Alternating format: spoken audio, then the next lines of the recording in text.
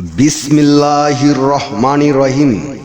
বিশ্ব আধ্যাত্মিক জ্ঞান সঞ্চার দরবার শরীফের প্রতিষ্ঠাতা আমার মুর্শিদ কেবলা গাউসুল আজম শামীম আলী চিশতির দরবার হইতে আমি শাহ আলম আপনাদের সকলকে জানাই আন্তরিক শুভেচ্ছা ও অভিনন্দন।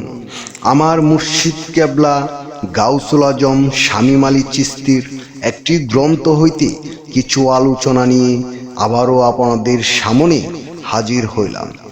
আশা করি সকলে ভালো আছেন এবং সকলেই মনোযোগ সহকারী এবং ধৈর্য সহকারী শুরু থেকে শেষ পর্যন্ত আমার এই আলোচনাটি শুনবেন। আমি যে আলোচনাটি নিয়ে আপনাদের সামনে হাজির হইলাম সেই আলোচনাটি হলেন আবে হায়াতের পানি।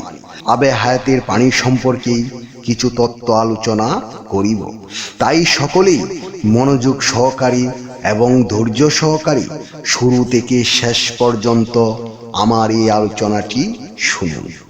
শুরুতেই বিশ্বের সকল স্তরে লোকদের উদ্দেশ্য করে বলছি, আমার লক্ষ্য আমার মুর্শিদ কেবলা গাউসুল আজম শামীম আলী চিশতির লেখা গ্রন্থের বিষয়বস্তু আপনাদের সামনে উপস্থাপনা করা, যাতে আপনারা সকলেই হাকিকত জানতে পারেন, বুঝতে পারেন এবং হাকিকতের জ্ঞান নিতে পারেন। আমি যে আলোচনাটি নিয়ে আপনাদের সামনে হাজির হইলাম এই আলোচনাটি আপনাদের জন্য অনেক গুরুত্বপূর্ণ, তাই সকলেই মনোযোগ সহকারী এবং ধৈর্য সহকারী শুরু থেকে শেষ পর্যন্ত সম্পূর্ণ আলোচনাটি শুনুন। নারীর দেহে কোন কানে আবে হায়াতের পানি আছে? সে পানি কখন আসে? পানির রং কি? প্রথম হলো আবে হায়াত কি? এটা কি শুধু নারীর মাঝে আছে নাকি পুরুষের মাঝেও বিদ্যমান?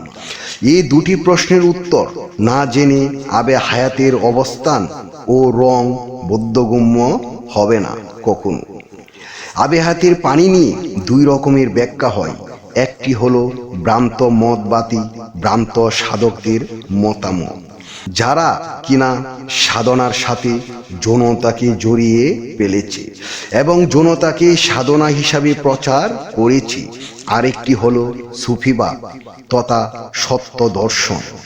আমি সংক্ষেপে উভয় মতবাদ থেকেই আলোচনার চেষ্টা করিব। আবে হায়াত অর্থ হলো সঞ্জীবনী সুধা বা জল, অর্থাৎ যে জল পান করলে জীব আর মৃত্যুবরণ করবে না, বরং অমর হয়ে যাবে। কথিত আছে যে খিজির আলাইহিস সালাম এই জল পান করেই অমর হয়ে আছেন এখনো। জান্নাতবাসী প্রতিটি মানুষকে এ আবে হায়াতের পানি পান করানো হবে। ভ্রান্ত মতে এ আবে হায়াতের জল বলা হয়ে থাকে নারীদের দেহ হতে নির্গত এক প্রকার তরল পদার্থকে, যা কিনা একটা নির্দিষ্ট স্থানে বিদ্যমান এবং একটি নির্দিষ্ট সময়ে উৎপন্ন হয়। তা হলো মাতৃদুগ্ন। প্রতিটি মানবের জন্মের পর মাতৃদুগ্ন পান করে থাকে। দুর্বল শিশু মাতৃদুগ্ন পানে সবল হয়ে ওঠে। কেউ কেউ আবার অন্য তরল পদার্থকেও আবে হায়াত বলে থাকে। কেউ কেউ ভাবে আবে হায়াতের রং সাদা, কেউ ভাবে লাল, কেউ ভাবে হলুদ, কেউ ভাবে কালো। অর্থাৎ আবে হায়াত নিয়ে এই ভ্রান্ত মতবাদীদের মধ্যে বিভিন্ন মতামত আছে বেশ কিছু কারণে। তবে তারা সকলেই ওই বিষয়ে একমত যে নারীর কাছে আবে হায়াত, পুরুষের কাছে আবে হায়াতের জল নেই। সুতরাং আবে হায়াতের অবস্থান, নির্গত হওয়ার সময়সীমা ও রং সম্পর্কে আমার কিছু বলার দরকার নেই। এখন কথা হলো, হে বিশ্ববাসী, আপনাদের বিবেকের কাছেই প্রশ্ন করুন, নারীরা কি তবে আবে হায়াত পান করবে না, নাকি এটা শুধু পুরুষের জন্য? আবে হায়াত সম্পর্কে সঠিক তত্ত্ব এই যে নারী পুরুষ নির্বিশেষে প্রতিটি মানবের মাঝে আবে হায়াত বিদ্যমান, কারণ প্রতিটি সৃষ্টিই নারী। প্রতিটি মানবের মাঝে আবে হায়াত বিদ্যমান। প্রকৃত সাধকগণ সেই আবে হায়াত পান করে অমরত্ব লাভ করে আছেন।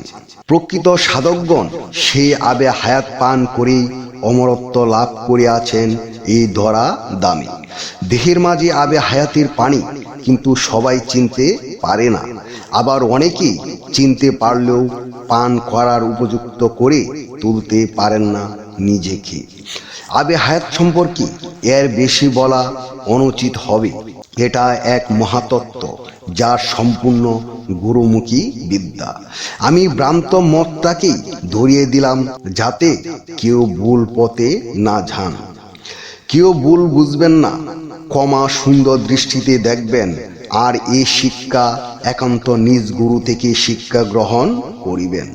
আমি যে আলোচনাটি আপনাদের সামনে করেছি, এই আলোচনাটি আপনাদের কাছে কতটুকু ভালো লেগেছে।